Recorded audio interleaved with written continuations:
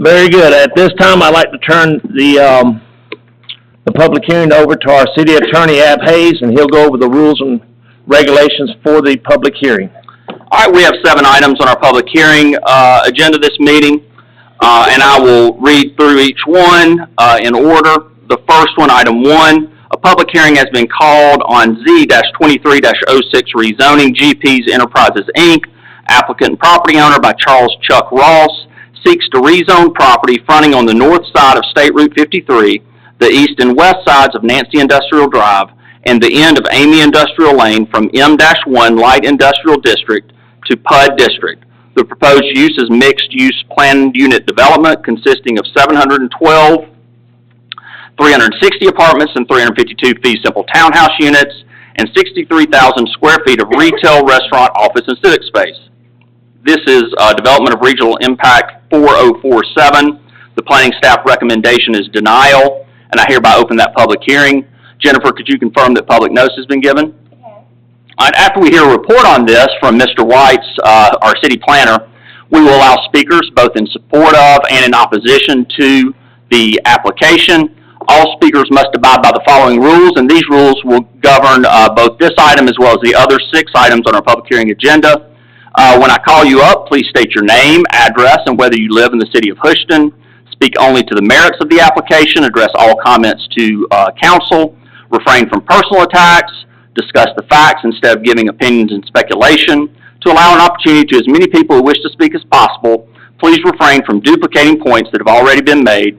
Each side will have a total of 10 minutes to speak. In the event that we have multiple speakers for a side, I'll allocate time accordingly so that everybody gets a chance to speak. Agendas and outlines of public hearing procedures are located at or near the entrance to the meeting room. And after the hearing is closed, we'll move on to the next item on the agenda. These items, I expect, will appear on the Monday council meeting agenda. Mr. Whites? Yes, Mayor and Council, I'll be brief on this. You have a staff report with a recommendation for denial of this request. Primarily, there's some reasons for that. One is the applicant has already been approved for over 200 fee simple townhouses in different projects in the city, and it may be worth considering whether those units should be built before approving any additional ones. The property, the planned unit development is too intense in staff's view in terms of the number of units, the density. Some of the apartment component of it would be at like 31 units per acre, which is pretty unprecedented for the city. And the city does not have the current water and sewer capacity needed to serve the development. So the recommendation is to deny it. However, if you choose to proceed with it, there are recommendations for conditions, one of which would be limiting the units to 400 total, and other certain requirements within these conditions would. And we had one meeting with the developer, and they were not in agreement with those conditions. And I just wanted to point that out. So that's all I'll say at this point. Thank you, Jerry. Does anyone wish to speak in support of the application? If so, raise your hand. All right, you'll have up to 10 minutes. You can reserve such time as you wish for a rebuttal in case it's needed. If you'll state your name, your address, whether you're a resident of the city of Houston, you'll have 10 minutes. Thank you. Good evening, Mayor, Council. My name is Chuck Ross. I'm with the firm of Powell and Edwards in Lawrenceville. Our address is 10 Longstreet Street. It is absolutely my pleasure here tonight before you on behalf of GP's Enterprises.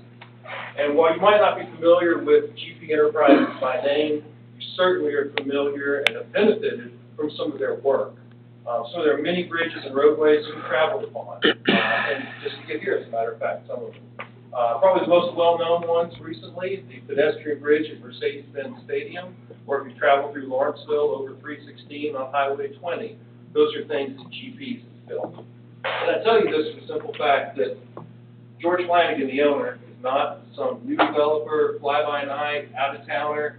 He has been in this area for almost 40 years doing this kind of work. He knows what he's doing. He's already, as you've heard, been approved by this council to do other work, and he'll do a good project. Now, I want to begin a little bit with how we got here. My client was approached by a company to put a full-scale truck distribution terminal on the 55 acres. And that was something they could do by right, not something because of the zoning, they could just do it and build it. They don't have to come before you all, they don't have to have permission, they could just do that.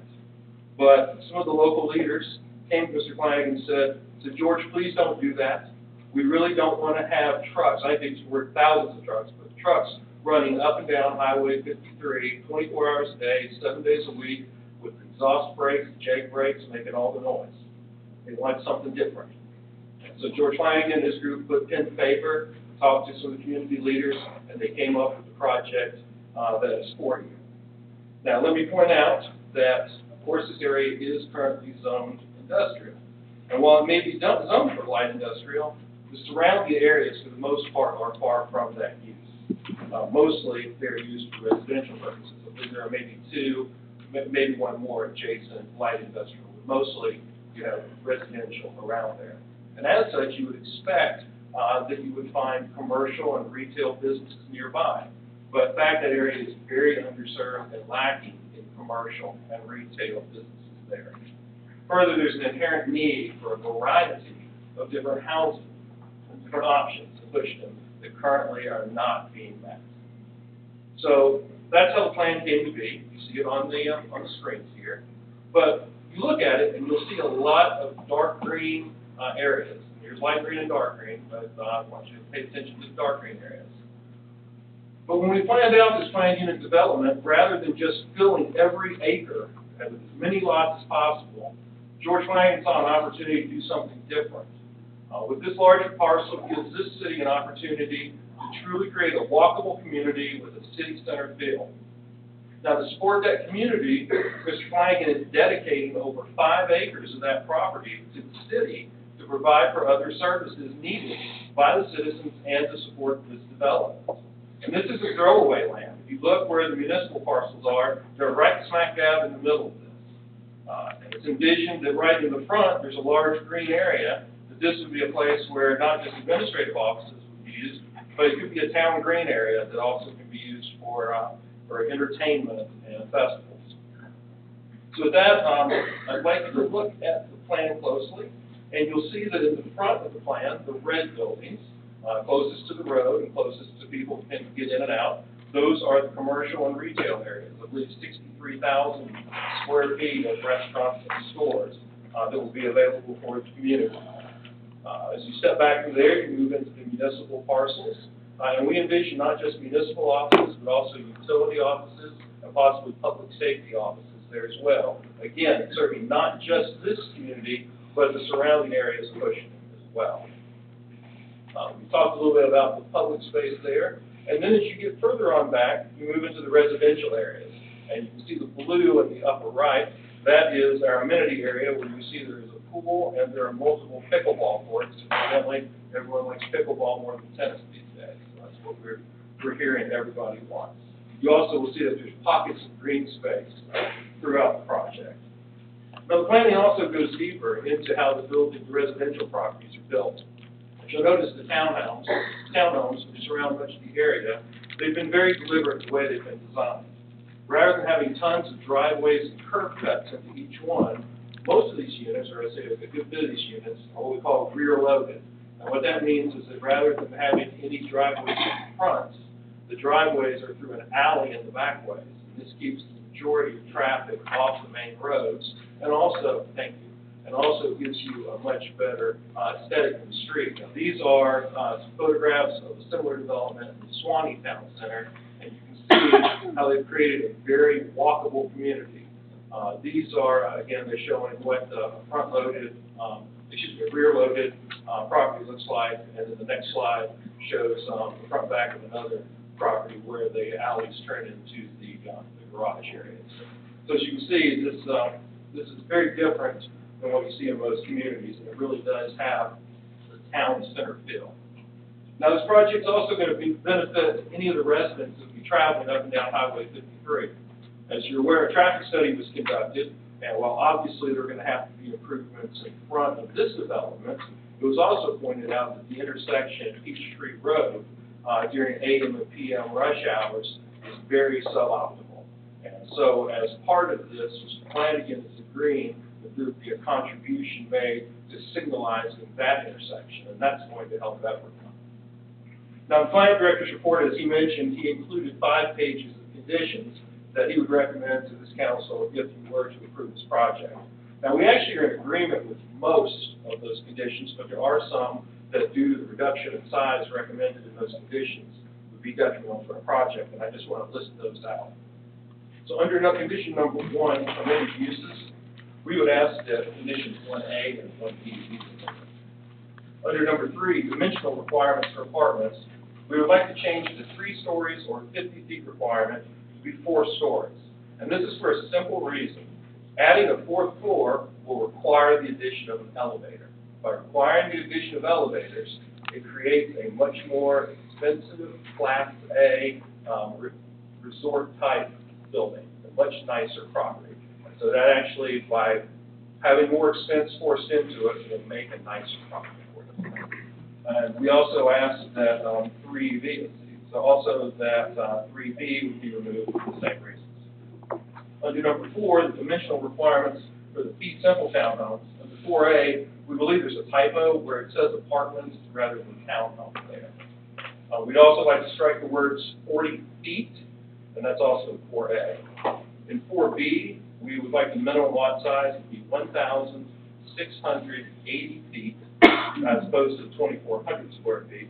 And this is a very standard size lot for a rear-loaded townhome. Under 4C, we would also ask that the minimum lot width be 20 feet instead of 24 feet.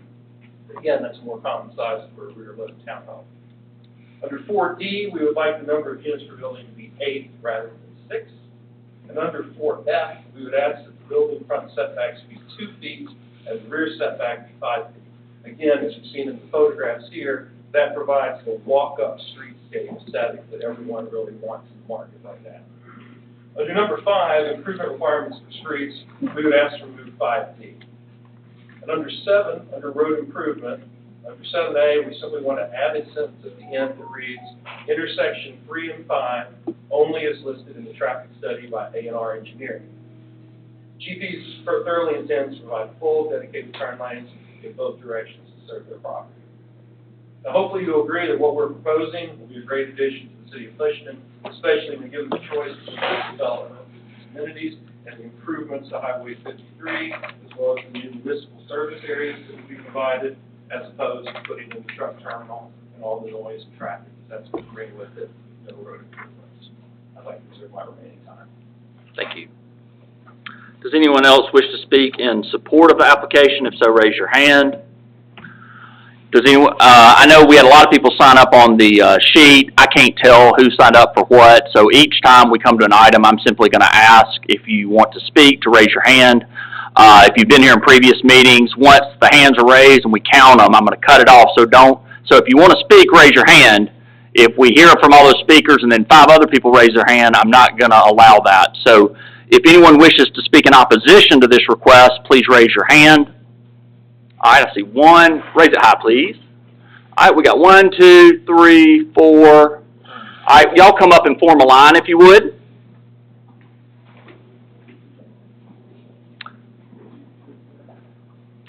All right, and then Ms. Brown, you can go first, and if you would state your name, your address, whether you're a resident of the city of Houston. And I see, hold on, 1, 2, 3. Who else is wanting to speak? There's 3 in line. 4, 5, 6, 7. There's 7 people total. All right, each of y'all, let's go with a couple of minutes. That'll go over the 10 minutes, but that should give everybody opportunity to speak. Ms. Brown? Thank you. Christina Brown, 205 Quail Run. I'm in the city limits of Houston. I hope you had time to look over the city planner recommendations in your packet in thorough manner. The apartment buildings being proposed, there's 300 buildings with over 100 apartments each. That is a density of 31.5 acres, 31 apartments per acre. The comprehensive plan and zoning ordinance max density is 12 per acre. Townhome lot sizes are proposed to be 1,680 square feet. Our zoning ordinances dictate 2,400 square feet. The lot width of 20 feet is shy. Our zoning ordinances state that they should be 24. Maximum units per building for townhomes is 6. They want 8. The site plan does not show 20% of open green space as it's supposed to per our zoning ordinance. Dozens of townhomes would abut the sewer treatment plant, per Dr. White's report. This adds 1,200 to 2,000 new residences, which is 8,537 vehicle trips per day. Traffic impact study shows level of service of D, E, and F now along Highway 53 at Twin Lakes and Peachtree. Water supply. This development will require 178,000 gallons per day peak use. We don't have a plan for that kind of water. That puts us dangerously close to what we have as max capacity now. 750,000 gallons, we're using 450,000. We have 2 wells, but we purchase 80% of our water from Jackson County Sewer and Water in Brazelton. Don't know if they'll give us more, don't know if they'll continue to give us what they do. Sewer treatment. This proposal, in addition to some already approved couple thousand units, requires expansion to 2 million gallons per day. It's not fully funded, not even fully planned. We have 11 million remaining on the 0.95, also not fully funded, and a $20 million estimate for the 2 million expansion. Schools, it would produce an estimated 376 additional students, 18 classrooms. Law enforcement, 2.5 additional officers with vehicles and equipment. EMS, 317 more square feet required. Fire, 1,435 square feet of building space and 2/3 of a fire truck. I'm not sure how much that costs. All right, The Ms. truck Brown, terminal's not, Ms. Brown, are you close to the end of your comment? I have 8 seconds. Truck terminal's not the only No, ma'am, you other don't have option. 8 seconds. I told you 2 minutes, so I'm keeping the Okay. time. But I'm All willing right. to let you continue, but if you would I'm just very wrap it close up. to the bottom, if Thank you you, would. thank you. Truck terminal's not the only other option. I think in fact it's unlikely because access to 85 is abysmal and it doesn't bring the dollars to the landowner and the developer that residential or other commercial would. We should wait on something better. It will come. In the meantime, we can prepare and plan. Thank you, Ms. Brown.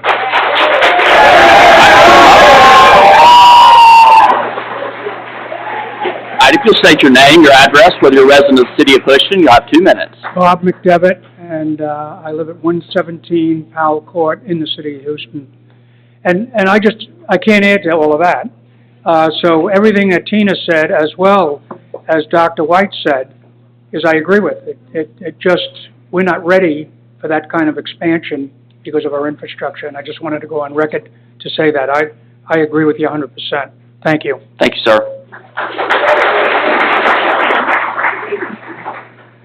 Good evening. Thank you for allowing me to speak. My name is Jack Flynn at 585 Cumberland Trail.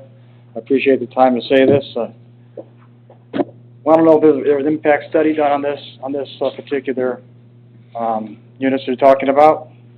Also, I'm familiar with GP Enterprises. They do build a lot of roads. They do a lot of construction. DOT also builds roads and bridges and things. And if the city planner says no, that's what it should be.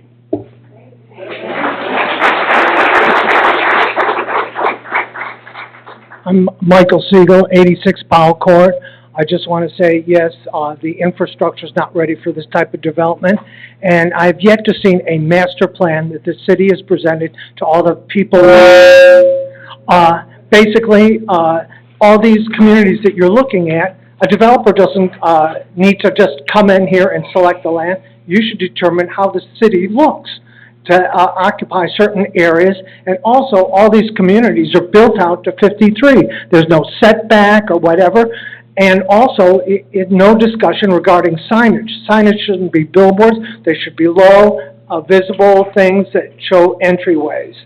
So, and also to really determine everything that's not is pushed and ganged together that it looks like a monopoly board. So that's basically it. Thank you. So I'm not for this type of development. It encroaches upon 53, and we don't even know what 53 will look like in the future, meaning it could be a 4-lane highway, divided highway with landscaping in between to make it look like a real residential, small-town city. Thank you. Thank you. Thank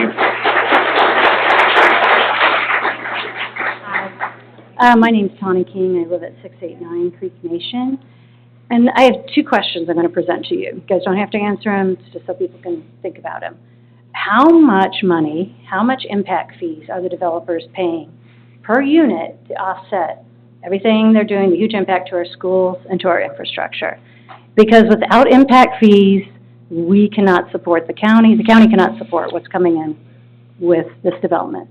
So that's just something, I know that the county did vote on a very minimal impact fee, but they also raised all our property taxes too, because the impact fees weren't high enough.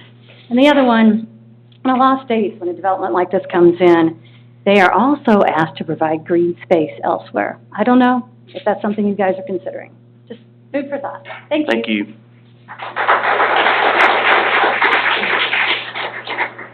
Jamie Brown. I live in Crest, Wind 556 Cumberland Trail. Can I ask a question to get an answer? You can ask a question, but this is your time for comment. So if there's someone that wants to answer it, they can, but I can't promise you an answer because I have no idea what the question is. All right, I was just trying to get clarity as to where the gas station convenience store is supposed to be entering in that in front of this property. I don't know where. Does anybody- Jerry, do you know the answer to that? It's further down the road on the right. Further towards Toward Winder, on the oh, right-hand further side. towards Winder Yes, is ma'am. where the gas station and that is going. This property is Okay. right next to the tractor company, the big industrial tractor company.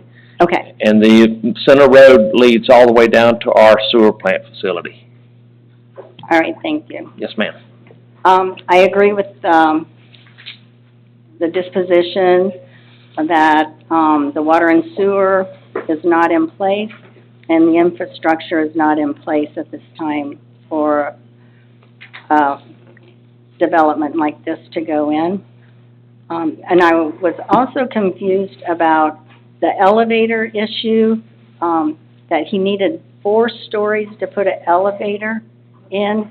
Is this a code, or is this, he chooses to do 4 stories to accommodate 1 elevator? Well, he's got 1 minute of rebuttal. If he chooses to answer you, I'll let him do that. Thank you. Okay, I'll get the answer someplace else then.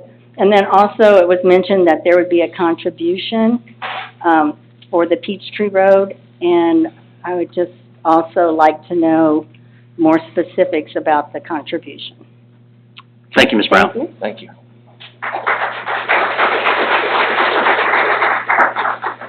Hello, thank you for this opportunity. My name is Dr. Champ Nicholas Lee Sutton. I am a brain mapping and brain training specialist. I've been researching the human mind for about 12 years now. And so what I have to say is, first off, the people that put your time and effort behind this, no matter what the vote is, it looks like you do really good work. Thank you for putting effort into designing something to try to help the community.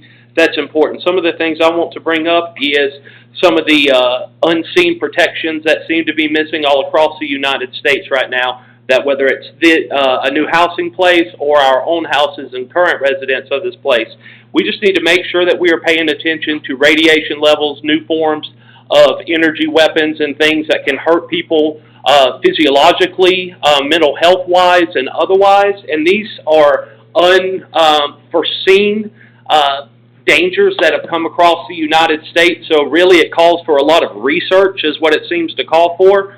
And due to the COVID and Corona that has occurred, and a community that brings this many people out to work together to want to solve problems, I think that there's an opportunity for research and also for natural medicines and the farmlands. That seems to be what the United States keeps losing. So it's not like you don't have to build, yet farmland is a valuable asset that seems to be disappearing. There may be opportunities there. Along with this or other things is I believe there are opportunities and things that can fund a city, keep it healthy, is to make sure that you are using your historic origins with the Creek and Cherokee Indians and the early settlers and the groups of people that used to have economies that worked for their town and worked for people.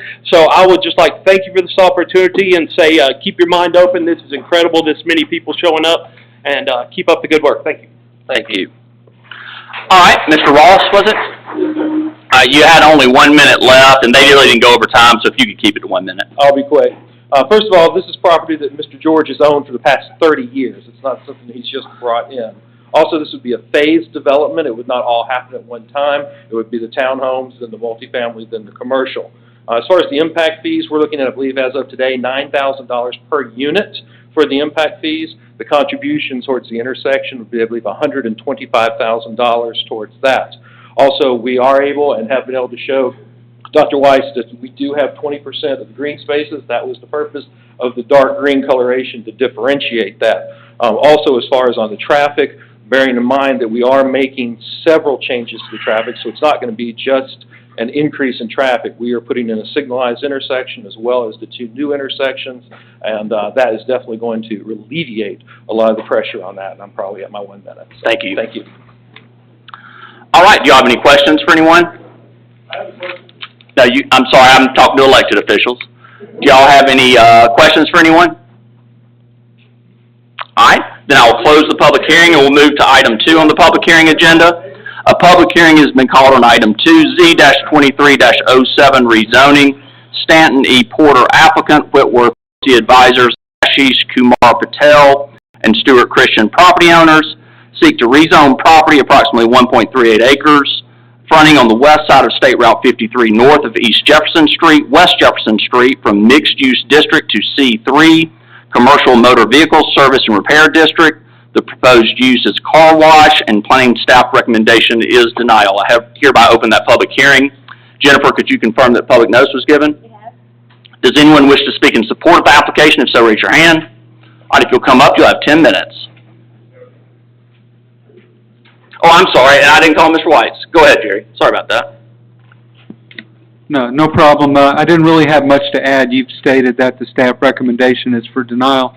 I would point out that the applicant filed back last year, Z-2210, and asked for the same thing, but that application was withdrawn. The primary basis of the staff's recommendation for denial is that this is for a car wash, and that's more of an auto-oriented use as opposed to a neighborhood-serving use that might be compatible with the neighborhood, and there's concern about the impacts of commercial uses on the townhouse project that's immediately to the west of the subject property. Thank you. All right, Mr. Porter?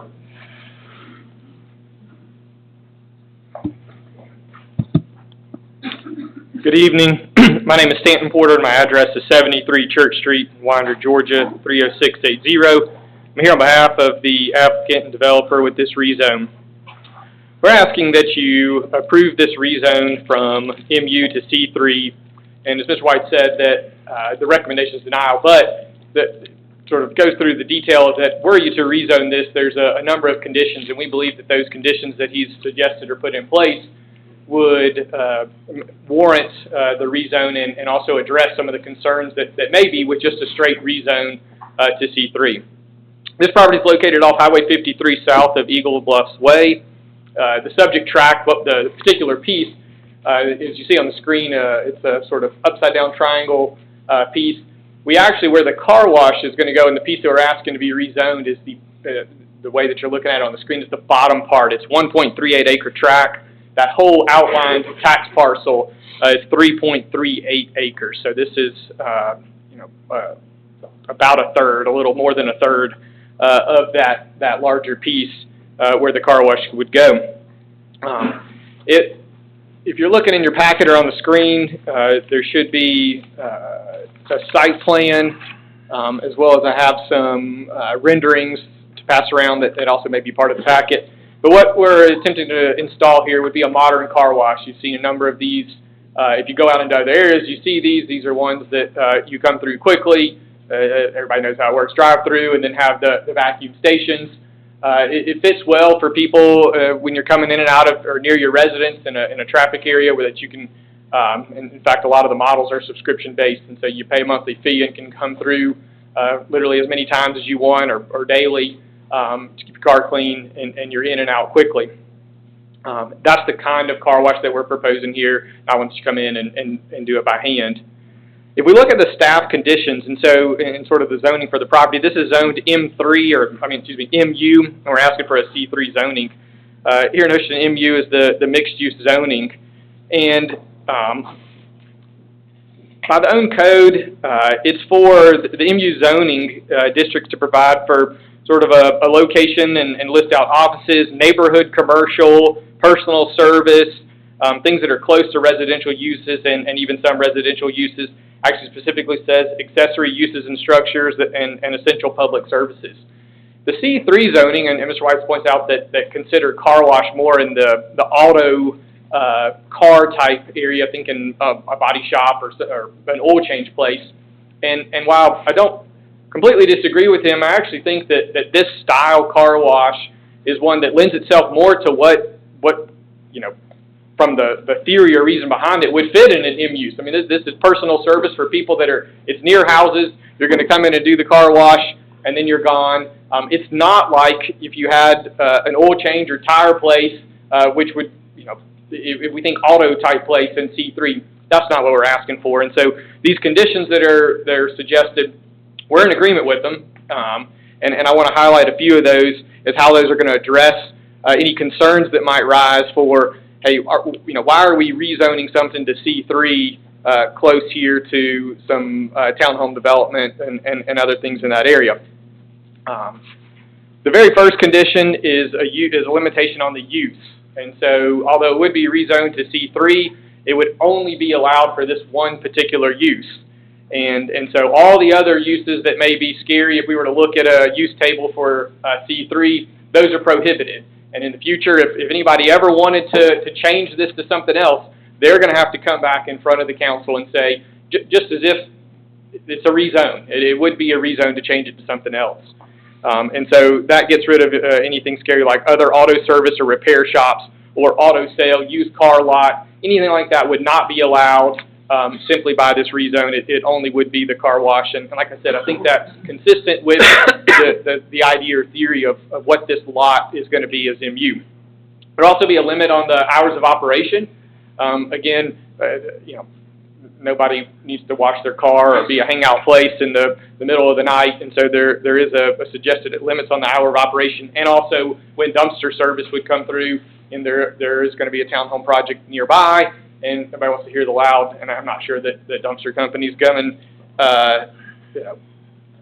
get trash in the middle of the night, but there would be a zoning condition that they couldn't come and do that. This is for Mr. White's his recommendation. Also along the entire west property line, there's going to be a minimum 6-foot high masonry wall and then a 5-foot wide landscape strip with evergreen trees, shrubs. And so we're dealing with a small piece of property, but you're going to have this landscape strip with a wall there that does provide a buffer there. So essentially what we have is, and we don't have it up on the screen completely, but you've got Highway 53, which obviously is this main corridor coming through Houston. And if we're sort of saying, well, how should we do zoning? We've got along 53, we're going to have commercial or in the MU. You've then got that strip that is undeveloped in this picture, but is in the future going to be townhomes, correct, what was just highlighted. And then the more traditional single-family residence. And so it creates sort of a textbook. This is how to zone, where we start at the busiest road, we have our commercial uses, and then go out to the less, or the least dense residential as you go further away. In summary, what we're asking is, technically, yes, this is a rezone to C3, and this is an MU designation, and I think that's the sort of heartburn from planning staff is that are we picking out one little spot and doing a C3 designation?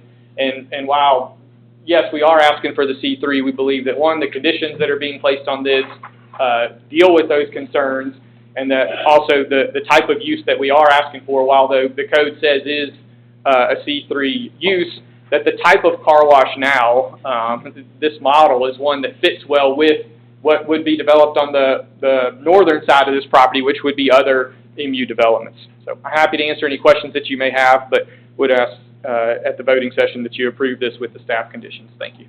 Thank you, Mr. Porter. Does anyone else wish to speak in support of the request? If so, raise your hand.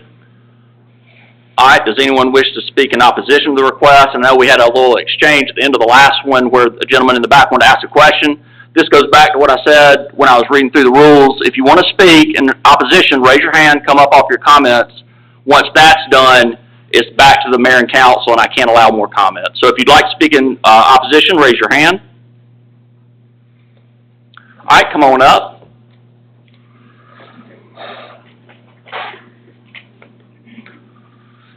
Ms. Brown, you're the only speaker. You have the full 10 minutes if you wish.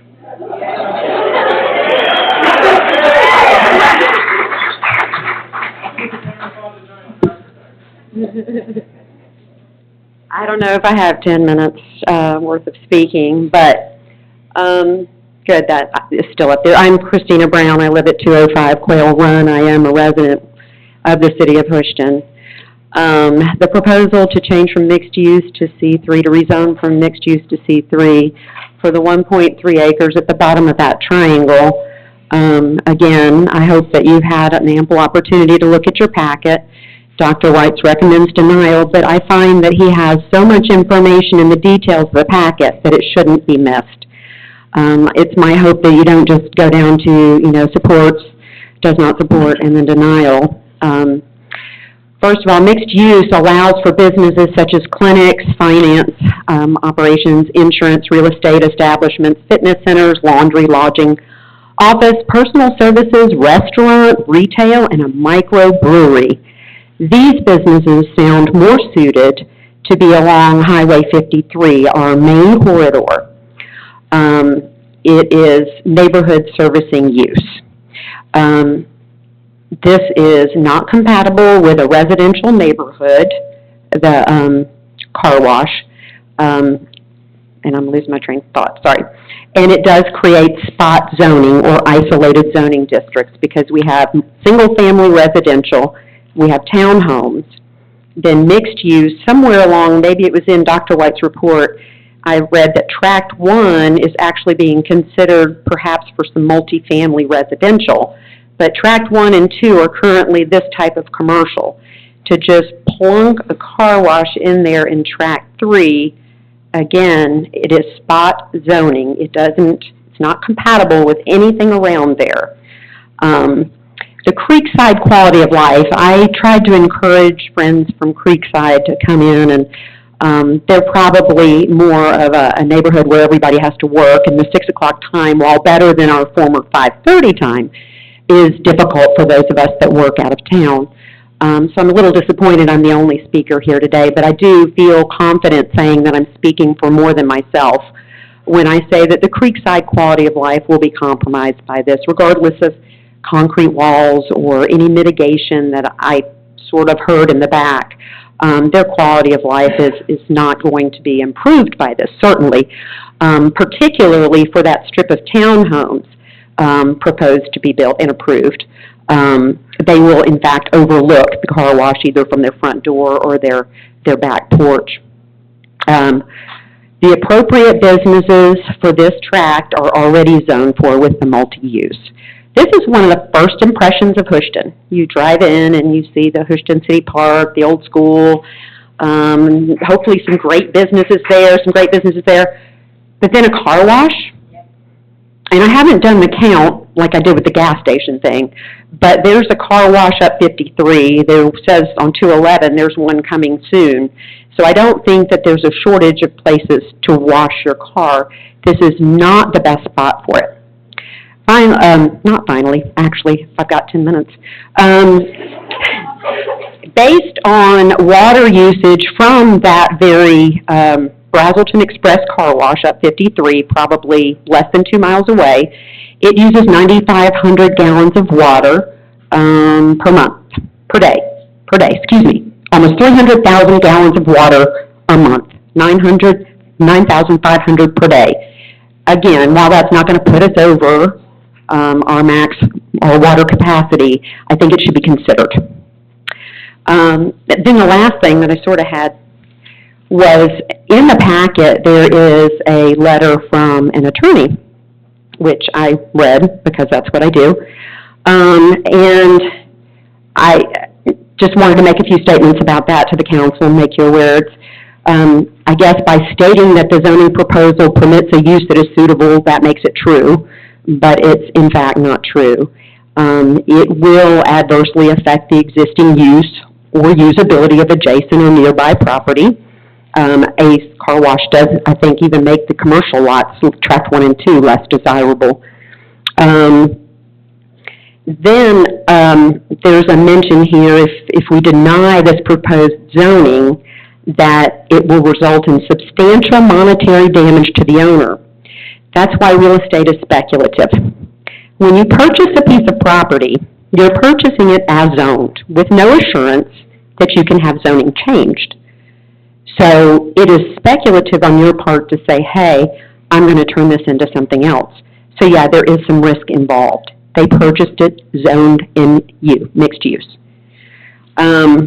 Then there's what appears to be a standard paragraph, because I've seen this before in another attorney letter on another rezoning proposal, where they claim that we will be violating the Georgia Constitution in several articles, sections, and paragraphs, and the Constitution of the United States. So I pulled the Fifth Amendment of the United States Constitution, and it says, the only part, and this is the literal verbiage, not Justia Law's interpretation, nor shall private property be taken for public use without just compensation. I think that's what they're referring to. We're not taking the property, we're simply asking that it not be rezoned. It stays in its current zoning of mixed use because that's best for the city as a whole. So we're not taking their property according to the Fifth Amendment. Then there was the 14th Amendment. It says, nor shall the state deprive any person of life, liberty, or property without due process of law. Well, this is due process of a law. This is our laws. We are having a public hearing, and then we will have a work session and a voting session. That is our law's due process. So they are being granted due process. And again, the state is not depriving anyone of that property. He will still own it. We just do have the right and the duty as mayor and council to determine what's best for the city. Is the best use the currently zoned, or do we have to change it because somebody wants us to? As far as Georgia, no person shall, let's see, they mention Article 1, Section 1, Paragraph 1. No person shall be deprived of life, liberty, or property except by due process of law. Well, there you go back to the 14th Amendment. We're not. We're having a due process of law, and we're not denying the land. Equal protection. I don't even know how that applies. Eminent domain was the final section cited. And again, that refers to private property being taken or damaged for public purposes without just and adequate compensation. We are not taking the property. We just are asking the council and the mayor to hold to the mixed-use zoning as it is currently and put appropriate, attractive, tax-bringing business in that spot. Thank you. 3 minutes.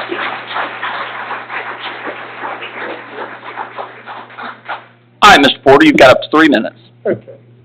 I don't believe I'll take all 3 minutes, but want to pass around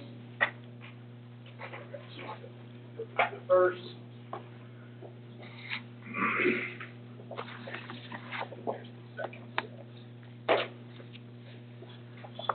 Actually, I won't have it first.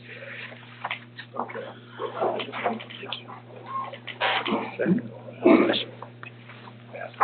And if you'll go to the site plan, Y'all are the only elected that's part of officials. the page. I meant to bring this up in my initial talk, but also I guess we'll do it on rebuttal because mentioning this is what you're going to see. Again, this is not going to be a run, different images of what car wash would be. It's going to be upscale. We're going to use, you can see two potential renderings of what the project would look like. Quality looking building, not what you think of the old car wash bays of, hoses everywhere. And so I wanted to give you an idea of what it would look like. If you also look at the site plan itself, the way it's going to be designed, the building's going to be up on 53. And so that you'll see that nicer looking building versus the parking spots being right up on the building, right up on Highway 53. So again, would ask that you approve this rezone with those staff recommendations at your voting meeting. Thank you. Thank you. All right, do you have any questions for anyone? All right, then I'll close the public hearing. Jerry, do you want to do 3 and 4 together? Yes, sir. All right. Then a public hearing has been called on both items 3 and 4. Item 3, Resolution 2023-14, a resolution amending the comprehensive plan to adopt an official corridor map as part of the transportation component / chapter. so as to designate land to be reserved for the construction of future or improvement of existing transportation facilities, including streets, highways, bikeways, sidewalks, and multi-use trails.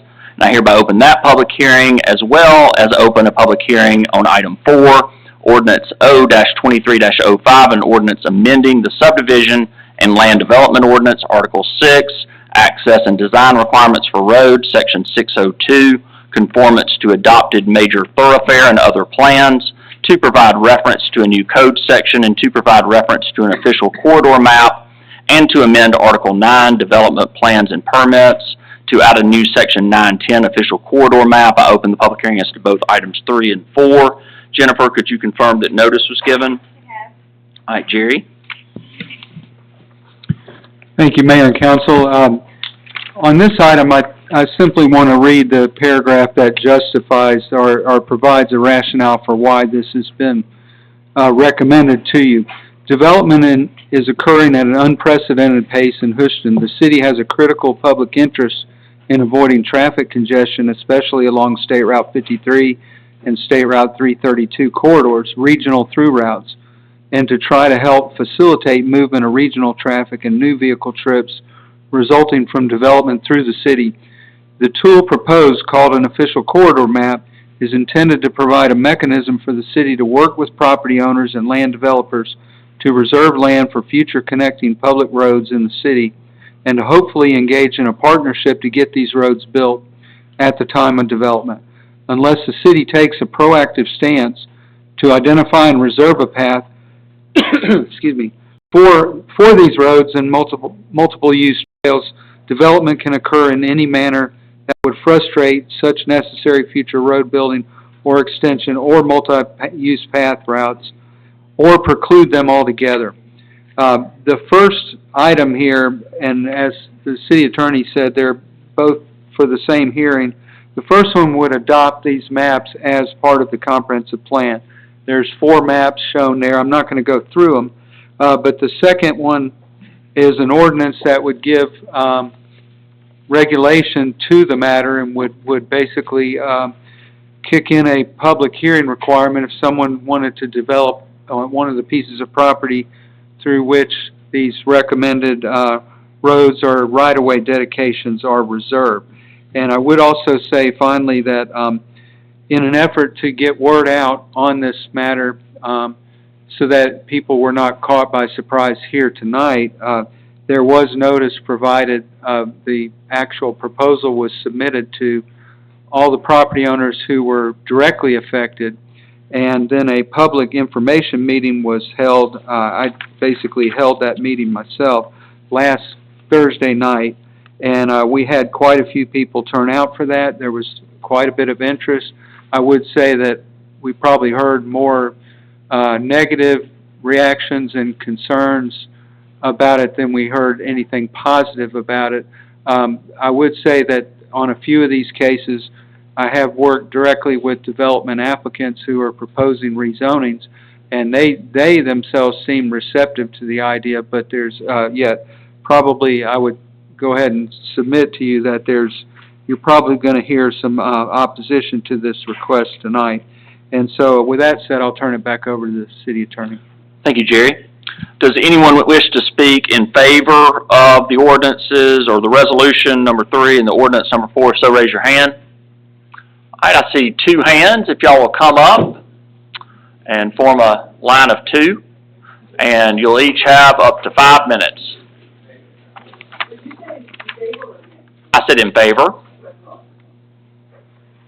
Sir, were you actually against? Yes. Okay. Ma'am, are you in favor of these? I am in favor. All right, then you Well, let me say, I am in favor, and I am in favor of planning for these corridors. You'll have up to 10 minutes. If you could state your name, address, and whether you're a resident of the city of Houston.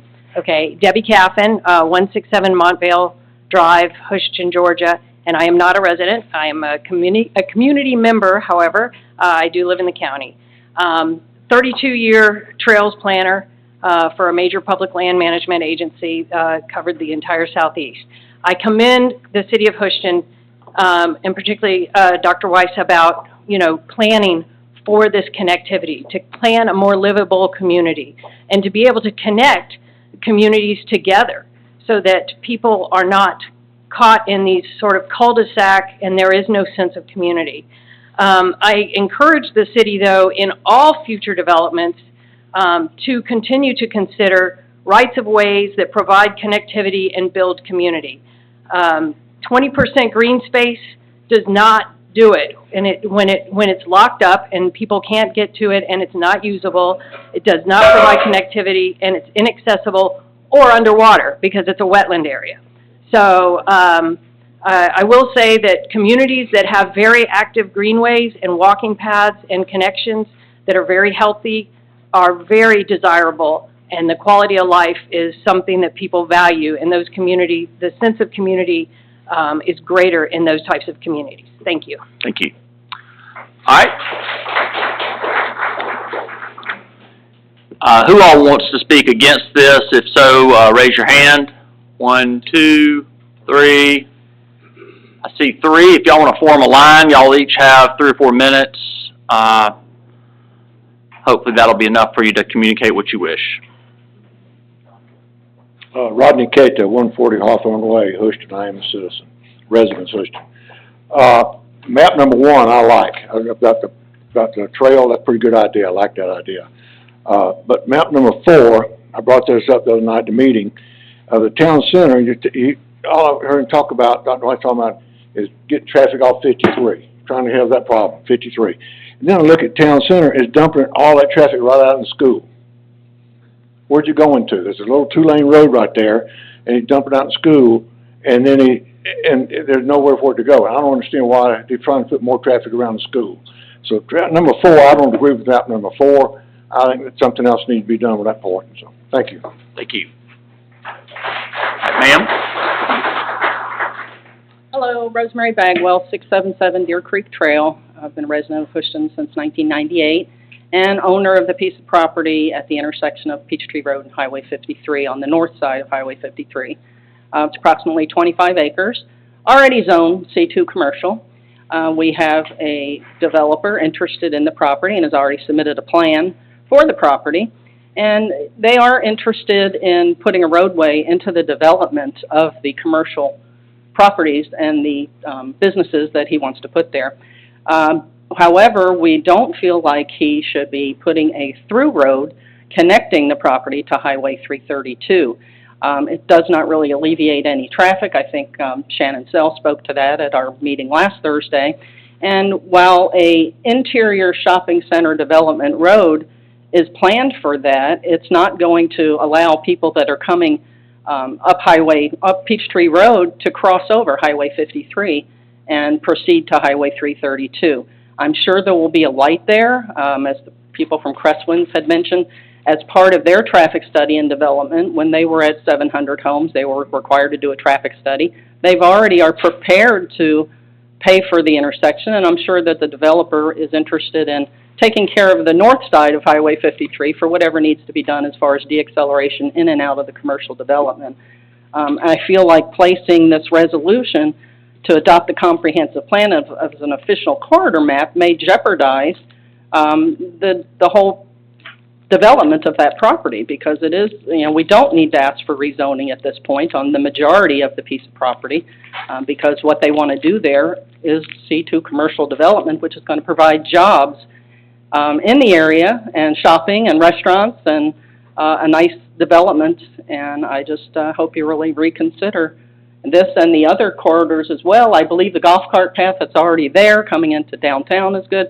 I don't think the road cutting through the proposed development of Mr. Sell's property, dumping traffic out at the school, that's not going to alleviate anything for the rest of us. So please take that into consideration when you think about adopting this resolution. Thanks. Thank you.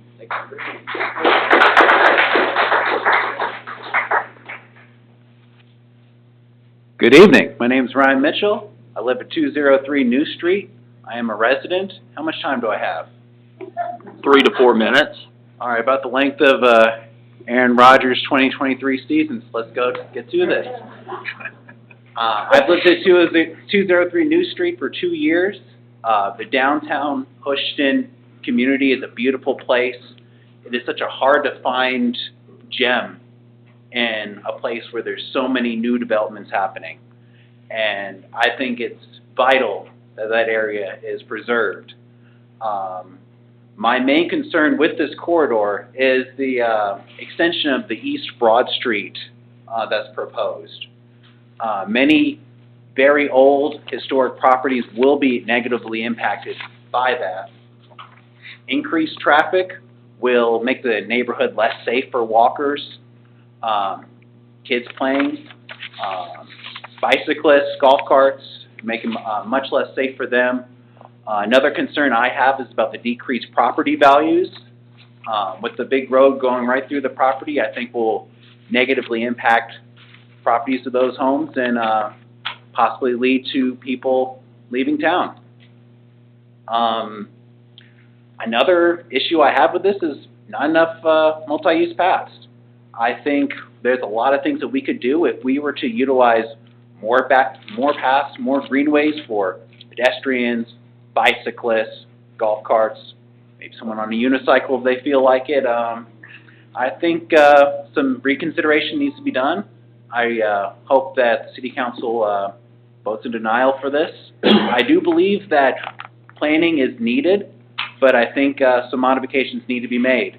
I think also need to encourage more greenways, reduce the need for motor vehicle traffic. Thank you. Thank you. All right, do y'all have any questions for anyone? All right, then I'll close that public hearing. I thought you were going to take your full time, so I was eating a breath mint here. All right, a public hearing has been called on item 5, ordinance O-23-06, an ordinance amending the subdivision and land development ordinance, Article 6, access and design requirements for roads, Section 620, residential driveways, and Section 621, non-residential driveways, to modify standards and specifications, and I open that public hearing. Jennifer, could you confirm that public notice has been given? Okay, Jerry? Mayor and Council, we bring you this ordinance because there was some concern about a curb cut onto one of the city streets that was a gravel drive, and it was dumping gravel onto the road and requiring city crews to clean it up regularly. So my directive was to prepare an ordinance and reconsider our driveway regulations, both residential and non-residential. And so we've taken a look at those, and the Public Works Director has reviewed with me and agrees to this set of changes to the regulations. And basically, it would require that that there be a driveway apron, a concrete driveway apron for all curb cuts, unless the Public Works Director decided for good reason that it didn't need to be there. And it addresses certain other requirements such as sloping and elevating the curb cut, the driveway apron, so that it drains off of the right-of-way, not onto the property, onto the city right-of-way. And so our staff recommendation is to approve these amendments, and I'll turn it back over to the city attorney. Thank you. Does anyone wish to speak in support of this ordinance? If so, raise your hand. Does anyone wish to speak in opposition to this ordinance? If so, raise your hand. Okay, come on up. State your name, your address with your residence city of Houston. You'll have up to 10 minutes. Thank you, Mayor, Council. I'm just curious, what would be the issue as far as addressing this issue, as far as contacting the person that's doing this? They're littering on our streets. It happens to be concrete, it happens to be whatever. There's a thing known as a fine. City can issue a fine. Make it worth your while, and you don't need an ordinance for this. It's absurd. Why would you blanket everybody for one person's problem? Just address the issue. Thank you.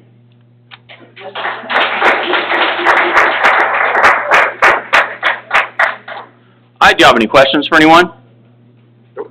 Then I'll close the public hearing. We'll move on to item 6. A public hearing has been called on ordinance TA-23-02, an ordinance amending the zoning ordinance adopted January 4th, 2016 as amended to amend Article 7, Nonconformities, Section 7.03, Nonconforming Use, to authorize the replacement of a nonconforming manufactured home with a new manufactured home per amendment to the zoning procedures law, and I hereby open that public hearing. Jennifer, could you confirm that public notice has been given? It has. Jerry? Mayor and council, this ordinance would follow a recent amendment to the state zoning procedures law that requires local governments to allow a non-conforming manufactured home to be replaced with a brand new manufactured home, meaning one that's off of a mobile home dealer's lot.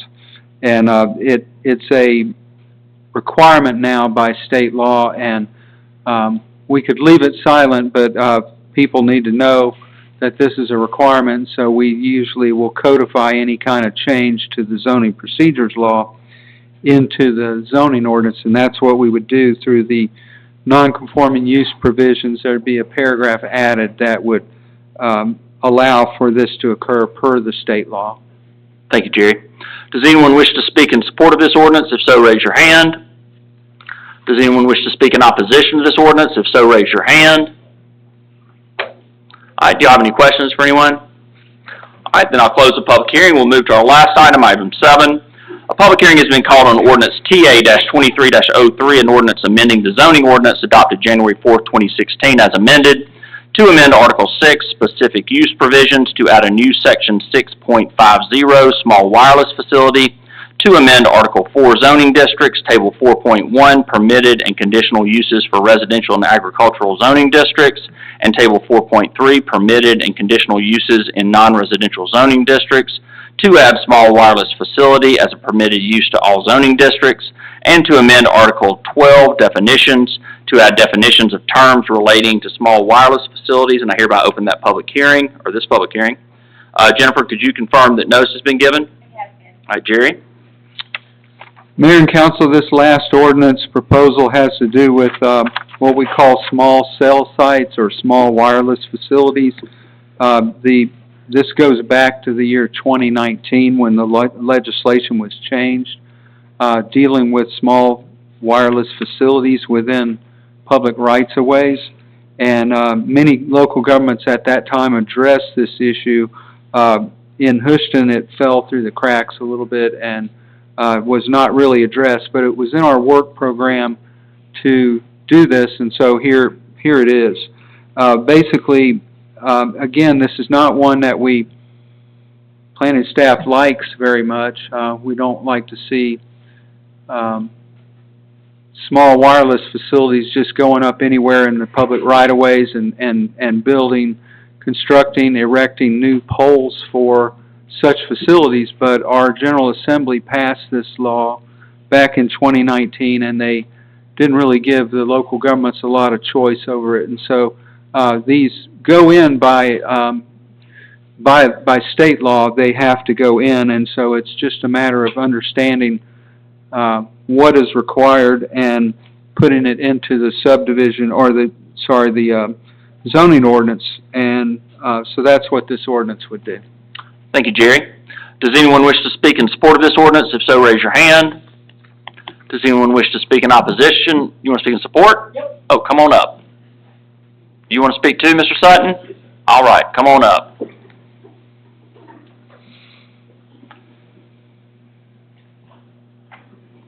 Howard Borsa, 73 Sinclair Circle. I am a resident. My question, first I'll start with a question. So it's my understanding this would improve cellular coverage in the city? Is that what these would be for? Yes, that's the intent. Then, if there's anyone here who has good cellular coverage in Houston, let me know, because I know mine stinks. So I'm all for it.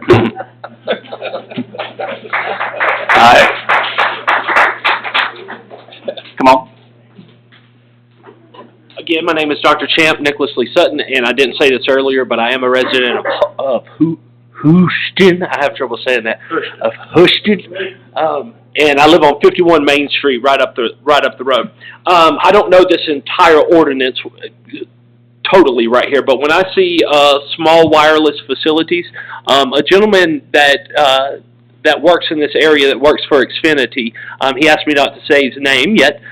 He taught me that with, I'm unsure of what kind of amplifiers for the cell phones that you're going to be putting in, yet he informed me of the dangers of even like the 5G networks. And so what is happening is the pads that they put in for a wireless cell phone, or to increase wireless coverage, you're not allowed to be within a certain distance of that for more than 28 minutes at a time, or it will cook your organs. So, I like cell phone coverage too, but I do not like cooked organs. I do not like waking up in the middle of the night feeling sick. And these seem to be conditions that ever since that the cell phone groups began to increase their cellular power and reach, that there tends to be, if you look at the maps that connect to the health of people in those communities, the number of crashes on I-85, I-95 where they put up these cellular pads, whether it's actually that doing it or not would still be up for question. But right now, all the statistics show that the more of these wireless amplifiers that these companies are putting up, the more mental health issues that people are having in those areas, the more physiological problems they are having as well.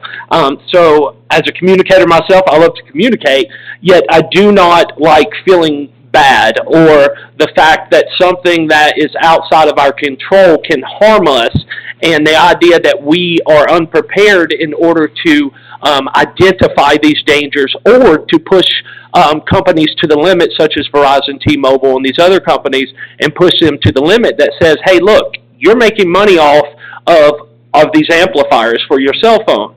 And our towns and our communities are suffering in different ways, at least based on the statistics right now. So in a way that we look at how whatever you bring into a town, the companies that are benefiting from that, whether it be Georgia Power or with the car wash deal having to do with water, if there's a way to use natural resources to make money, that's great.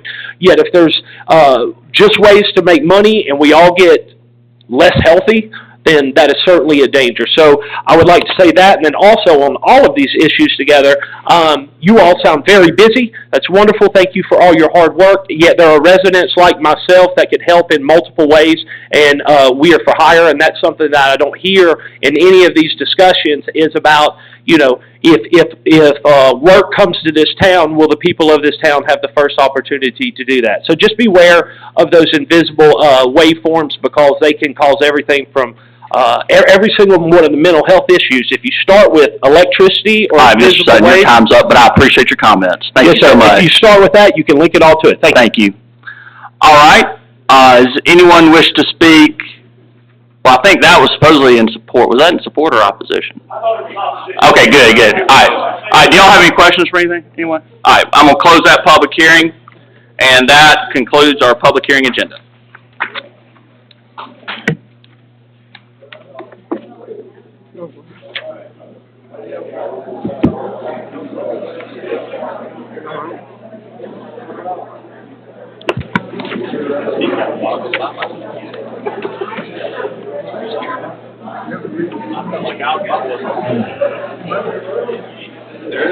Fixing to get started. Just let everybody kind of clear out, noise calm down, and we'll start.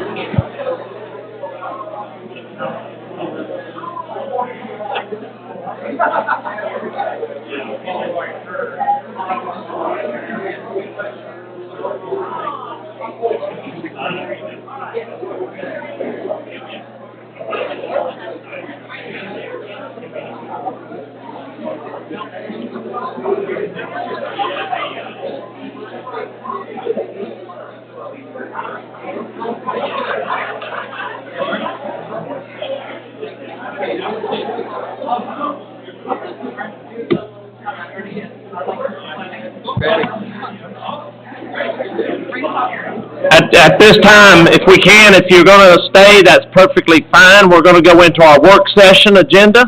We need to adjourn the public. We're going to, at this point, adjourn the public hearing.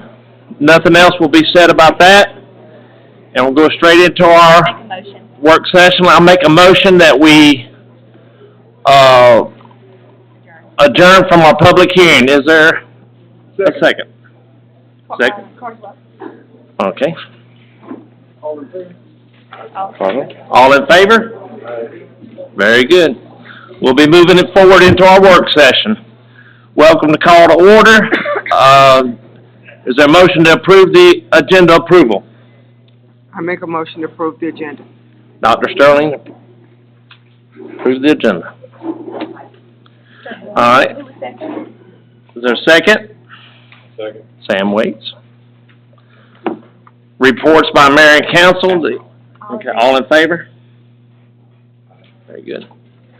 Any reports by the mayor, council, and staff? Needs to come forward? They're in your packet. Okay. All right. We've got a couple of items on the old business. The first one is number 1, ordinance O-2023-03. Some of the things that have come forward before the council is parking issues out on the street.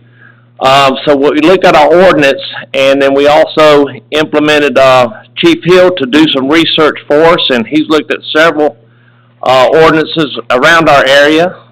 So he's going to come forward, and he's going to tell you basically what our ordinance that we're going to adopt on Monday is going to be.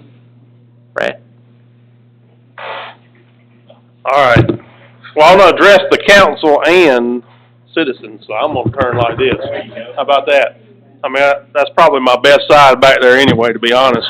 So as many of you know, I think it was July, the some of the citizens brought before us a ordinance from another neighboring city from Pendergrass, wanted to change our on-street parking ordinance to something a little bit stricter than what we had. At this time, what we have is we just follow the state law.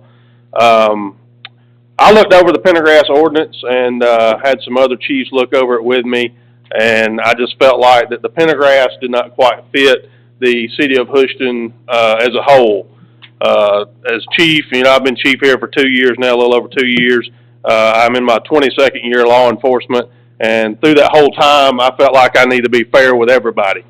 When I worked investigations, I took everybody's side into account. There's usually 3 sides, 1, 2, and 3, and I wanted to be fair with everybody. In this same ordinance, I wanted to be fair with the entire city.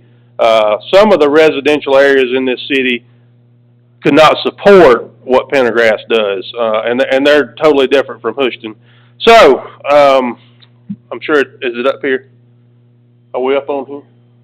So, I did take the city of Pendergrass's ordinance, and the city of Houston had already wrote theirs to kind of mirror Pendergrass's, but what I did was I added a couple additional things to it.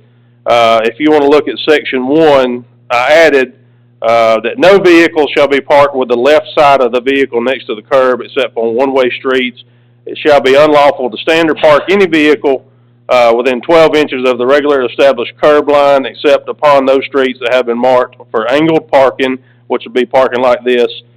Vehicles shall be parked at an angle to the curb dictated by such marks. So if you were in a parking lot like this, of course you would park straight up on the curb. What this will do is it eliminates wrong-way parking in the subdivisions, in the residential areas. So if you're in a residential area, any residential area in the city of Houston, you're not allowed to park your driver's side up against the curb, because naturally if you park your driver's side up against the curb, a car that's coming in is coming face onto that car, and at night in the dark, you're not seeing any type of back reflectors. You're only seeing the headlights in the front of that car. So that was the reason I changed that. And 12 inches off the curb, we'll get to the reason I did that. So I went to 10 or 11 different subdivisions, residential areas in the city of Houston. We have 20, if y'all don't know that. There's 20 different establishments. So me and Captain Bradbury, we went out and we actually measured every road in the city in those residential areas. The majority of them were from 22 to 24 foot wide. And that's from curb to curb, measured with a laser tape measure. I took my Durango, my Dodge Durango, it's a little over 6 foot wide, put it up on the curb, and where Pendergrass's ordinance said you could have from the corner of the car to the other curb 18 foot, I shaved that back to Houston to 16 feet. And the reason I did that was we went to West Jackson Fire Department, and asked them for the width of their biggest truck. I don't know if y'all seen it, but they got a big old ladder truck up there. That's the biggest apparatus they have. That truck is 9 foot 6 inches wide. So I felt having 16 foot from a parked car to the other curb is adequate room for that ladder truck even to get through an establishment.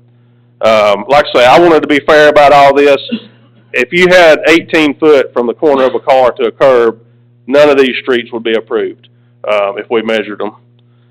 So, I did leave in there about where you can't park over the sidewalks. I know, down in the village, we had a handicapped young lady that wants to get around and, use the sidewalks. We will do this on a complaint-driven basis. I kind of want to, we're not going to be out here. If my officers are out here just writing parking tickets, to me, they're not doing their job. They need to be stopping crime. They need to be protecting y'all's houses from being broke in. If they're just out here writing parking tickets, we got a problem. They got way too much time on their hands. I want the crime stopped. I don't, just not parking tickets. So this will be more of a complaint-driven basis. The ordinance did say that was brought forward that there would be no on-street parking whatsoever in the residential areas, which means if you lived in any residential area, Twin Lakes, the village, any residential Brook Glen, you couldn't park on the curb, period. I just felt like if you had that, there's absolutely no way some of these families could park their cars, because some of those driveways aren't long enough to fit one car in, much less two, so you're going to have to find somewhere to park that car besides on the curb in front of your house. We did 12 foot from a fire hydrant, and then, of course, the rest of it you can read, but I felt this was totally fair for the entire city, and that's what I had to look at, not just a couple of different establishments. I wanted to look at what was fair for the whole city, and this is what I came up with. All right. Thanks. Chief, thank you very much. At this time, go to number 2, Z-23-02, annexation of zoning and rezoning. Turn this over to our city attorney, Ab Hayes. Yes, y'all have had a public hearing on this. It'll be on your agenda on Monday. We are awaiting some unanimity from the property owners involved in this as to a proposed withdrawal of this application. If that comes through, then it would be before you on a withdrawal on Monday. If not, then I anticipate that you would probably look to table it. Thank you very much. Also would like to turn, Which property is that? I'm sorry. The Providence, the Shannon Sell, Brenda Cheek property that we've had the public hearing on. Okay, I noticed when I went back to review. I'm sorry, we can't ask, you can do it during citizen input, and if you ask questions, I'll try to respond to them. Thank you. we'll go to number 3, Z-23-03. Turn this over to our city attorney, Ab Hayes. Yes, you've also had a public hearing on this one. This is the Highway 53 Kennerly property development. This will be on your agenda on Monday. Very good. Item number 4, RFP 23-009, 68 City Square. Jennifer? Mayor and council, this is an RFP, and I'd actually, with your request, I'd like to put item 4 and 5 together and discuss. RFP 23009 at 69 City Square is the unit that's adjacent to the community center. We are still open to take RFPs until tomorrow. So as soon as I get those, I will email those to y'all for your consideration on Monday. And the same thing for item number 5, RFP 23010 for 4162 Highway 53, Unit 100. That is the old police department. We do have some RFPs that have been submitted, so I will send those to you as soon as we close the RFPs tomorrow for your consideration on Monday. Thank you very much, Jennifer. Any questions from the council on any of the previous items? Okay. We'll go right on to new business. Resolution 2023-016, Jerry Weiss. Mayor and council, this is a fairly routine item here. It's a loose end that we really should have tried to take care of back when Nunley Farms, are now known as Alma Farms, the final plat was approved, they had an additional right-of-way dedication along Peachtree Road. It amounts to only 0.261 acre, but, this is a resolution that you would accept that 0.261 acre of right-of-way. It's additional right-of-way on Peachtree Road. Very good.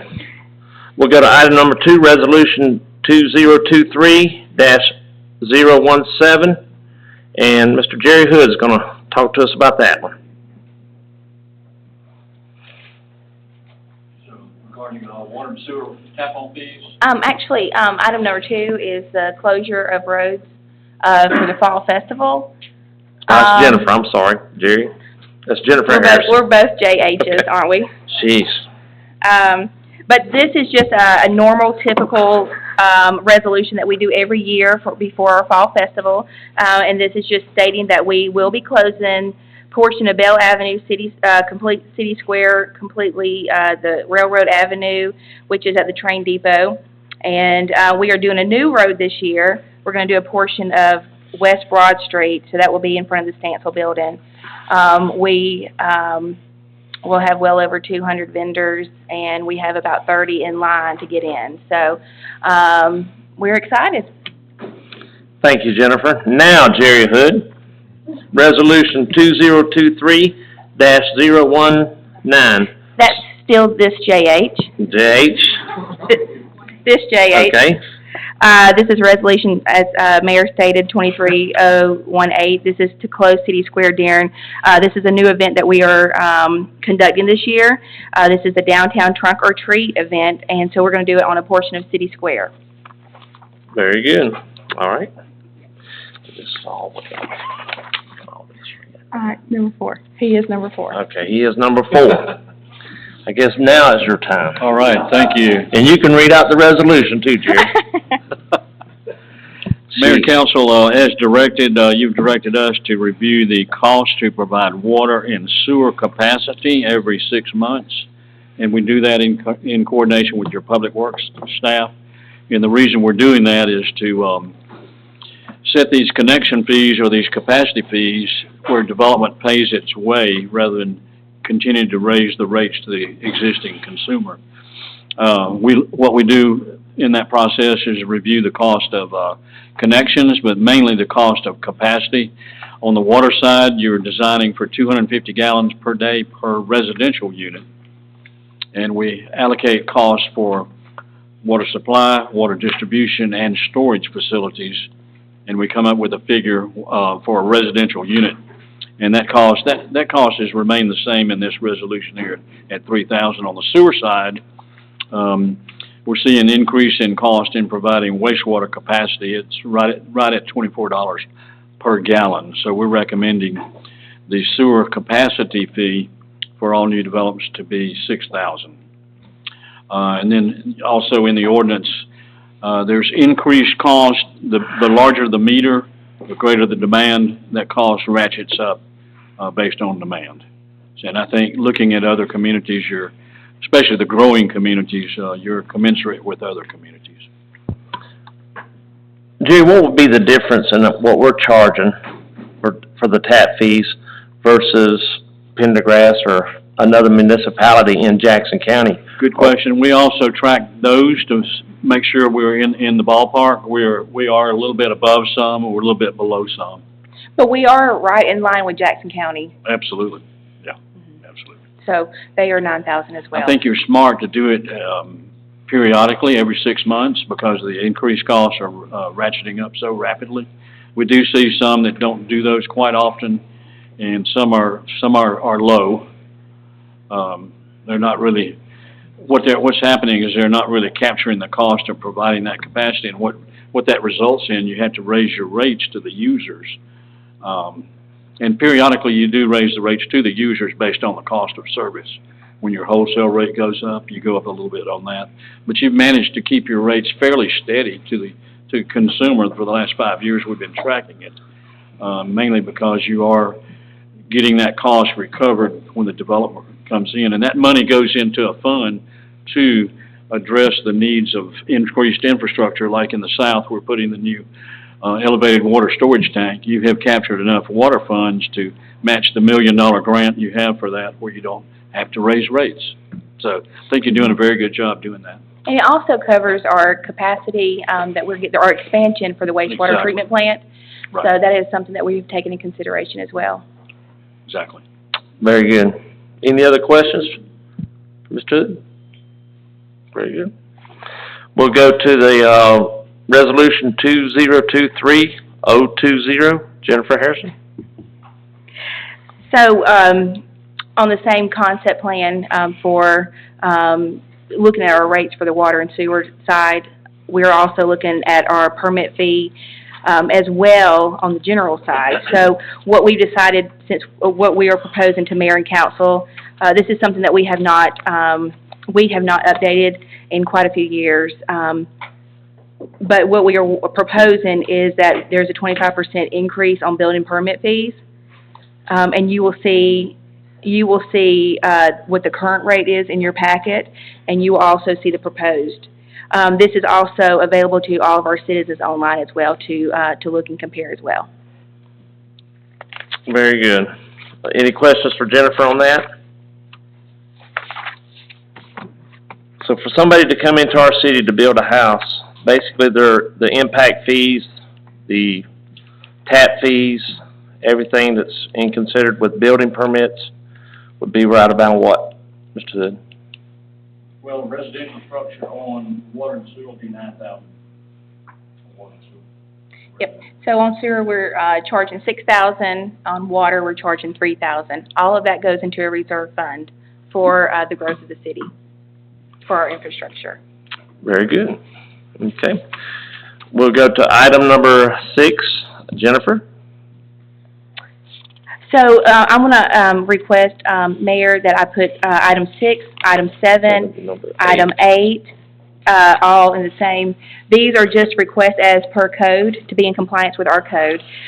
These restaurants would like to be part of our upcoming fall festival, and it's just needing your consideration and your vote to allow them to be part of our festival with a special license. It's just a temporary license for the day, or for the weekend. For the weekend, which is, yeah, Yes. 6th, 7th, and 8th. Yes. Okay. Item number 9, final plat, Twin Lakes, Phase 9A. Jerry Weiss? Yeah, Mayor and Council, this is Phase 9A of final plat, which means we sign off on it and they can sell these lots and begin building. It does have a public street dedication involved in it. It's 68 lots on 48.7 acres. We've gone through all of the routines for a final plat, which means we've obtained a maintenance bond.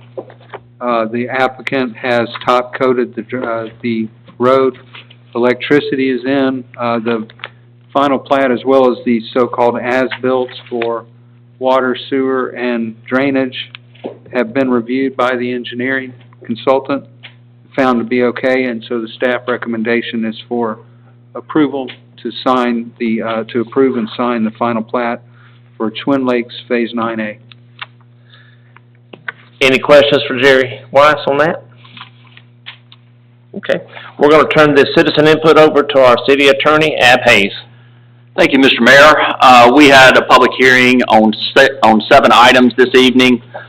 If you have comments on those items, we will not take any more comments on those because we have to abide by the timelines for public hearings. However, if anyone wishes to speak on any other matter, please raise your hand, come up, state your name, your address with the resident city of Houston, and each of you will have up to 3 minutes. And if y'all would just form a line. And sir, go right ahead. I didn't hear what you said we couldn't talk about.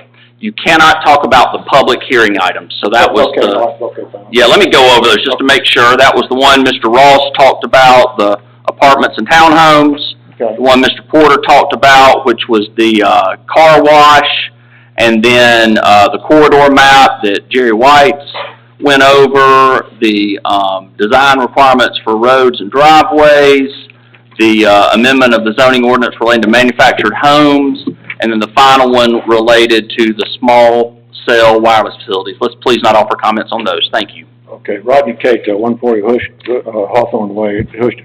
I'd like to thank the chief for spending time on the parking ordinance and things. I know it's a problem, an issue, it's an issue everywhere, and I appreciate your time for doing that. Thank you very much.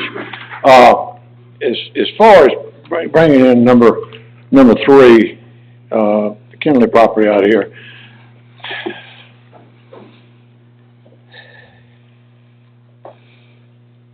I just don't know if we have the capacity to bring that in and make it useful.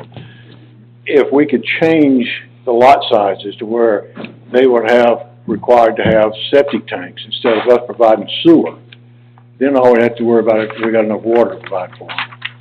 And that would make it a whole lot more easier for the city to do something like that. I don't know if they would do that, y'all would do that, I don't know what you gotta do to do that with, but that's the only way I would agree, from my standpoint, to bring something like that in the city. It's just, every person I talk to in the city is against it. Every person I talk to is against it. And I think y'all need to listen to people. I appreciate it very much. Thank you. Thank you. Thank you. All right, you'll come on up. Eleanor Green, 122 Pheasant Run, Houston. I'm just going to recap the events that occurred at the August meeting of the Houston City Council. Following the meeting, Councilmember Debbie Martin announced that she was resigning her seat because she was going to run for mayor of Houston. Debbie could not legally be a mayoral candidate and council member simultaneously. Following her resignation announcement, she suggested and strongly endorsed appointment of Christina Brown to her vacant seat. Members of the public in attendance heartily applauded this suggestion. Christina is a longtime resident of Houston who is usually present at council meetings. She has repeatedly spoken knowledgeably about critical issues impacting daily life in Houston. She has remarked on dangerous traffic conditions, overcrowded schools, high city taxes, a water system that will soon be entirely inadequate, and overdevelopment with no adequate infrastructure to support it. Council members are elected by the public to fairly serve our needs. Christina has long been a public servant, spending many years as a high school math teacher and currently working as a registered nurse. Citizen endorsement of Christina Brown was ignored by the council. Sam Waits, a real estate developer who has never, to my knowledge, spoken at a Houston City Council meeting, was appointed instead. It's difficult not to conclude that Mr. Waits might continue to support every proposed zoning ordinance or petition to annex adjacent properties to the city. I refer in particular to properties owned by former Houston mayors who are seeking these sorts of amendments, or were seeking them at the time of the appointment. Furthermore, what was the urgency of immediately appointing a new council member at a 3 o'clock meeting with usually a difficult time for the public to fill Debbie Martin's seat when other council seats remain vacant for months? I ask why, although I understand my questions will remain unanswered, and I'm also telling you I'm airing my own thoughts. Christina Brown was utterly and completely unaware of my intention to speak tonight. Thank you, Ms. Green. Ms. Brown? I am Christina Brown, and I live at 205 Quail Run, City of Houston. I'm unclear, and I don't know if you can or are inclined to answer this, about the Sell and Kennerly properties. Will they be on the agenda for a vote Monday? Can you answer that question? They will be on the agenda, and it'll be up to mayor and council as to what vote they take. Okay. And then I understood that he has sent an email to withdraw, and if that is not the unanimous decision of all property owners involved, that there could still be a motion to table. But then I was concerned about any changes to the conditions, any negotiations, does the council, there's not a provision for the regular session for any working or discussion amongst the council if there have been changes from the original proposal, which is also my concern about Kennerly's property. It wasn't discussed during the work session. In fact, as of 5 PM today, the packet information isn't there. You haven't seen Dr. White's report because I haven't seen Dr. White's report. So we have no idea what the recommendations are. We have no idea what the conditions recommended for approval, whether it's recommended to deny or approve with a bunch of conditions. We don't know what the conditions are. We know nothing. And so to go to a vote on Monday without even a work session amongst the council, I understand public hearings have been held, but working amongst the council once you have the information in front of you would seem to be very critical prior to voting on that. So with that in mind, I will, if you'll bear with me, I had a few comments about the Kennerly property. I won't go into all of it. I have the same issues with the traffic, and I have the numbers and the level of service at the intersections on 53. I have calculated numbers for that particular development for our water supply and how we don't have it. I have calculated numbers for sewer treatment, what it's going to cost. I understand that we're now going to collect $9,000 per resident between sewer and water hookups. That still means 3,500 homes have to be built, not approved, but built, in order to help pay for the water and sewer expansions, or the sewer expansion. Forget the water. That's still a separate issue. The economy is slowing down. I don't know if building in Houston has slowed down. It seems like by the building permits that I've heard reports of over the last several months, it has. So we're going to be left holding the bag on this expansion. Developers are not being required to pay up front. As a matter of fact, when paying 30 out of 334 was brought up, there was pushback. 30 out of 334. That 30 wouldn't have helped with the expansion very much. It would have been a goodwill gesture at best. So we're going to be left holding the bag, getting loans and increasing taxes to pay for those loans. I had the same numbers for law enforcement. There's going to be 4 new officers, vehicles, equipment, more EMS, more fire, all the things. So I just wanted to, and I can give you that detail. In fact, I'll probably just send all my notes to mayor and council sometime tomorrow. But I did want to highlight 2 things. There's a reason that the county currently... You're already over the 3 minutes. You're so organized, I truly hate to cut you off almost every time, but it's 3 minutes, and so if you just wrap it up quickly. Okay. The county has a moratorium on rezoning agricultural to this kind of density. There's a reason. And then on page 10, Dr. White's report, I just wanted to point out there that he talks about aggressively preserving commercial space in the city of Houston. We need commercial, not high-density residential, to help our taxes. Thank you, Ms. Brown.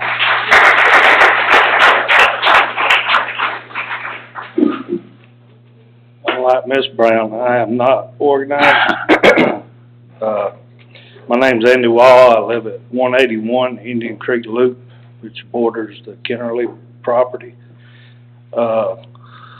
If it goes through, I would like to see the builder put up a fence that borders private property, and also some sort of landscaping, visual barrier, because I've already had trouble with surveyors just driving out on the property and start surveying, and I can only imagine, 4,000 new neighbors on the backside of the property.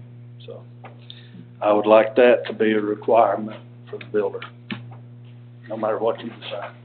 Thank you. Yep. Howard Borsa, 73 Sinclair Circle, and I'm a resident.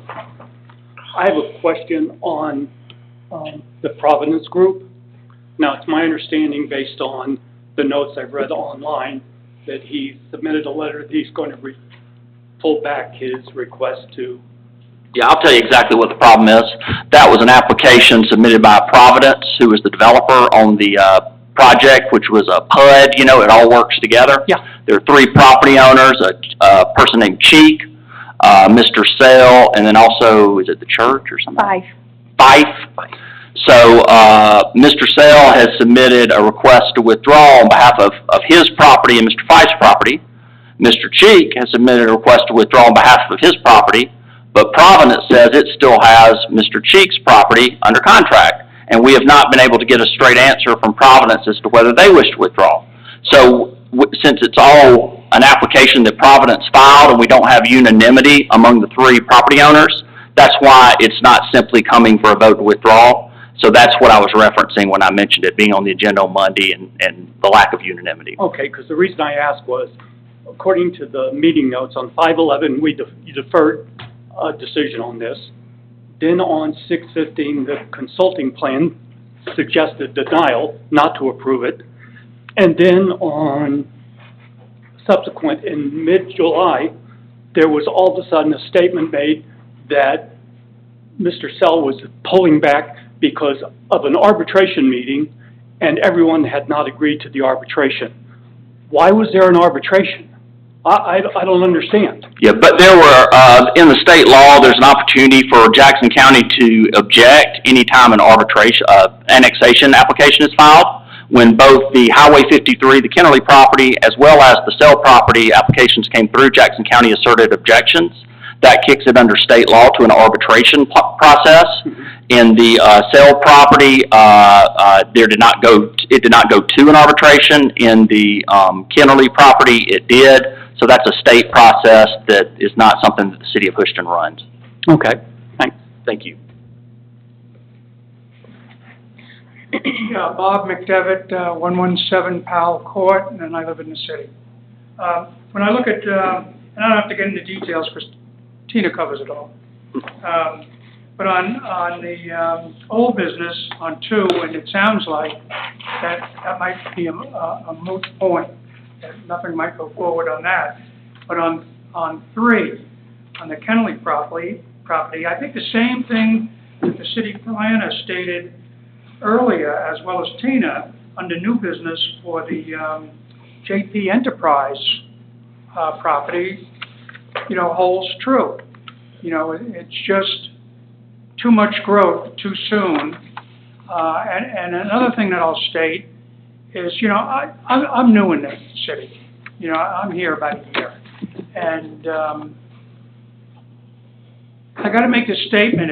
If I lived in this city about 4 years ago when the Crestwind Colter Home deal came up, I'd protest against it. But now I'm living there. I mean, it was an inviting place, and I chose to sell my house up in Blue Ridge and come down here and live. Nice town, love the area. But I see what we're going to cost the city over the next 10 years. So why would anything that I want would be for the good of the city, whether I live there or on West Jefferson or some other street, in the downtown area. The growth is just chaotic, and it needs to be better planned, my opinion. And we had a great presentation last week from the city planner, which was a real eye-opener to me. And like resurfacing roads after 12 and 13 years, millions of dollars. Now, Crestwind, it's a private community, so we got to repave the roads ourselves. But outside of that, Twin Lakes and all these other new things coming along that have already been approved, I don't think we have a clue of what the ultimate, tab is going to be 10 or 15 years from now. It's scary, because I came down from Blue Ridge and it was the same thing. Blue Ridge is just so overbuilt. They're suffering because of it. City taxes going up, so on and so forth. So, that's my concern is, how do we hire a consultant, a financial consultant that does this for a living and understands it and has done it for other cities, that can extrapolate out, 10 or 15 years and give us something that we really can go to bed with, that this is good or this may not be good. Knowing things change going along, but at least we have a bedrock of a financial plan, because I just can't imagine if all of this stuff continues to get approved like Colter did. The city tax will be 8 or 9. The city tax, I think, in Blue Ridge now is 10 mills. And I mean that's incredible.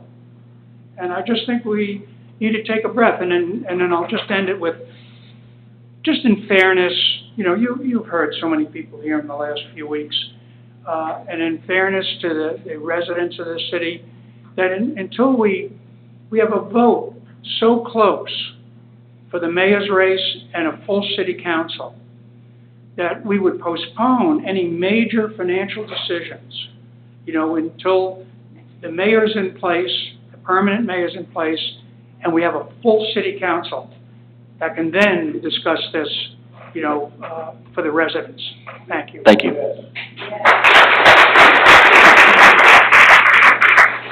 Michael Siegel, 86 Powell Court. You can pull the mic down.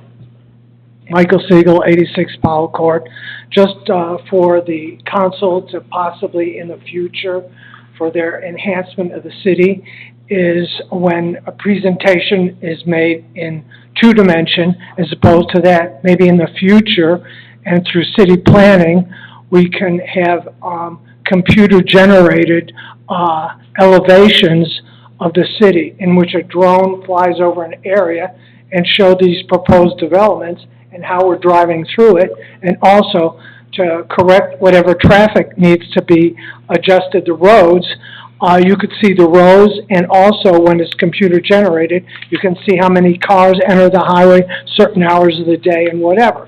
So at least the city council can see what their city would look like as they're driving through in virtual reality, as opposed to approving just the drawings. So that's my comment. Thank you. All right, and that concludes it.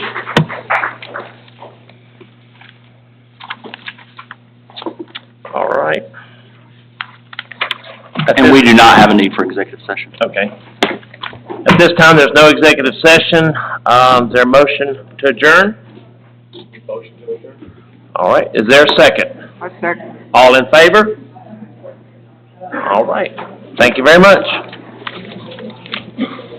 I'm not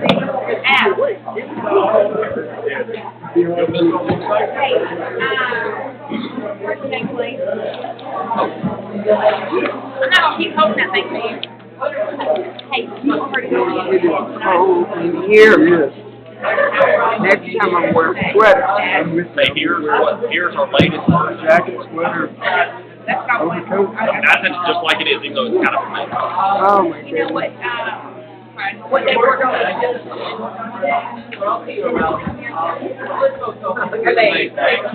just like they are, you want to ask. It worked, it's pretty good. Mayor, council, Gary, both Gary.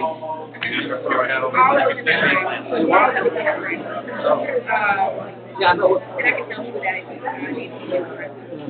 I don't know. I might not have to, I might not. You said it to me off. Now, look, we're gonna have to wait on our. Hey, it's been a wonderful job. You appreciate your lead. I'm glad I got the motion for you now. I went along with it. Yeah, exactly, right? Certainly good to see you. No. Okay, You take care. Okay. Tell Mr. Hunt I said hello. Okay, I will. Yeah. City council? Yes. Right down here.